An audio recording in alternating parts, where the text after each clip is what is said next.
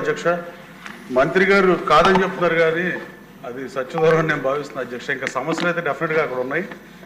APIIC కనీసం ఆర్చిలేని పరిస్థితి, అలాగే ఫైర్ స్టేషన్ లేదు అధ్యక్ష, అలాగే అడ్మినిస్ట్రేటివ్ బిల్డింగ్ కూడా లేదు అధ్యక్ష, అలాగే కనీసం పోలీస్ అవుట్ పోస్ట్ కూడా లేదు అధ్యక్ష. పోలీస్ డిపార్ట్మెంట్ నేను పంపిస్తే అక్కడ పోలీస్ అవుట్ పోస్ట్ లేక వెనక్కి వచ్చేసిన పరిస్థితి అధ్యక్ష. అలాగే అక్కడ మంత్రి గారు చెప్పినట్టుగా 16.5 లక్షల రూపాయలకి తెలుగుదేశం ప్రభుత్వం ఇండస్ట్రీస్లకు కేటాయిస్తే గత వైసీపీ ప్రభుత్వం దానికి 89 లక్షలు పెంచితే వాళ్ళు పారిపోయిన పరిస్థితి అధ్యక్ష.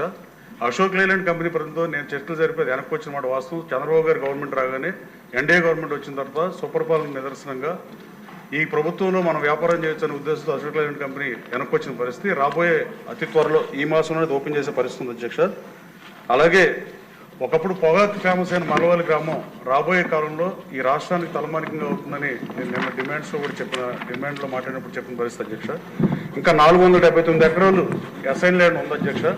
జిల్లా అధికారులతో సమీక్ష చేశా. గౌరవ మంత్రి గారిని ముఖ్యమంత్రి గారిని మీ ద్వారా కోరుతున్నా. ఆ 479 ఎకరాలు కూడా ఈ 1360 ఎకరాల ఎస్సీజెడ్కి కలిపితే 183 కంపెనీలు వచ్చి ల్యాండ్ అడిగిన పరిస్థితి అధ్యక్ష. అప్పుడు ఏపీఐసి చైర్మన్ ఇంకా గవర్నమెంట్ అలాట్ చేయలేదు కాబట్టి వాళ్ళు నా దగ్గరికి వచ్చిన పరిస్థితి అధ్యక్ష.